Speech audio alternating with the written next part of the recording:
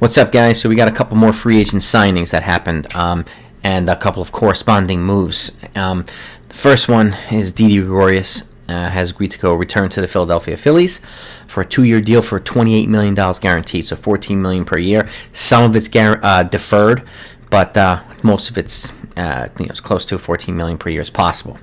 That's number one. It's a good deal. The shortstop market was kind of dwindling, and I had originally thought Marcus Semien might go there and Didi might go elsewhere. I had Didi going to the Reds, actually, but what they did, Marcus Semien obviously went to Toronto, and with Didi coming to Philly, they had to make a roster spot clear for him, so they traded Kyle Holder, who was actually a former Yankee for several years, one of the top prospects, traded him to the Cincinnati Reds, who are looking for a shortstop.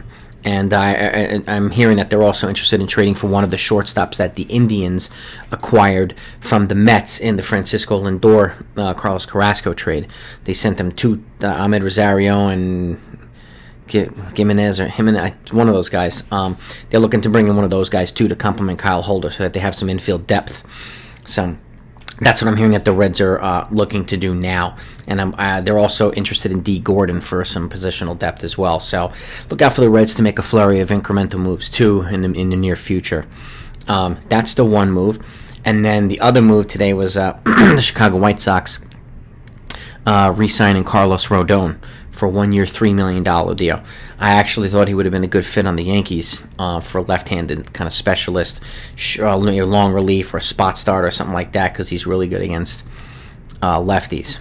But he's not he's not coming back, so he's not coming to the Yankees. He's going back to the White Sox too, and I think it'll give him some more bullpen protection to give Liam Hendricks a little bit of a break here and there too.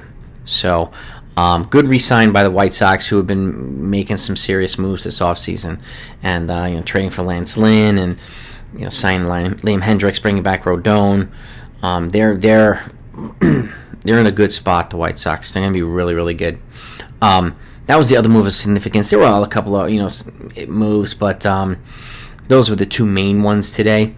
But there's still some big fish out there. Marcell Ozuna, and there's still a couple other guys out there in the free agency.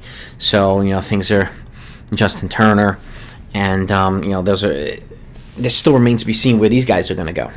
I'm actually going to do a video, the best team fits for those guys, and as well as other best team fits for Trevor Bauer, and a couple of other which team should sign them. Those are going to be my next couple of videos, so be on the lookout for those. And and I'll give you my logic behind them and why I think they'd be a good fit, or why the team should sign them at this point. So that's the update today. And the other major update, if you happen to be a football fan, this is non-baseball news, but there was a Blockbuster trade that just happened between former number one picks who are quarterbacks. The Detroit Lions have traded quarterback Matthew Stafford to the LA Rams. So they're sending Stafford and I think a third-round pick to the Rams for Jared Goff, former number one pick, and a third-round pick and 2 future first-round picks.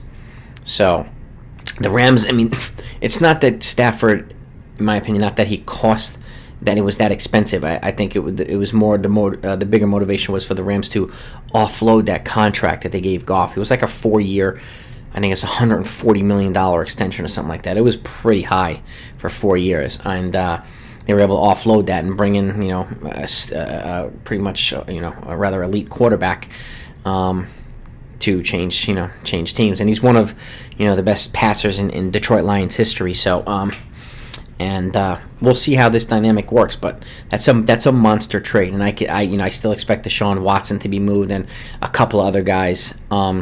So that's the non-baseball news, but it happened tonight, so I wanted you to at least know about it if you didn't know about it. But back to baseball. Didi and Rodon off the list. And, I expect some more guys to come. Trevor Williams also. We know that Jock Peterson signed with the Chicago Cubs for a 1 year, I think it was $7 million deal. And a pitcher, Trevor Williams, I'm looking at my updates here, my website. The Cubs. The Chicago Cubs have signed Trevor Williams. And the Minnesota Twins and Nelson Cruz have resumed their contract talks. I know he was waiting for a resolution to see if the National League was going to adopt a DH to see whether he'd have more options in free agency, potentially a bigger contract. But unfortunately, that doesn't look like that's happening in 2021. So the likeliness of him going back to the Twins now is pretty high.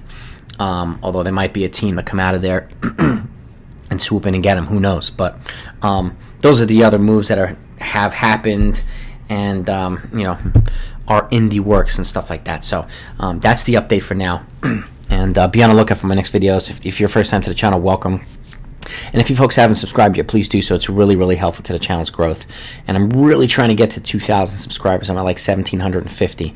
So if you haven't subscribed, it would be greatly appreciated, extremely helpful, and it lets other folks know that the channel exists. So thank you, and thank you, my regulars.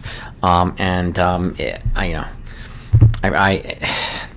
really curious to see where these free agents are going to go. I still have a couple of teams that are going to make some big moves, but we'll go over that next time. So be safe, and I'll talk to you then.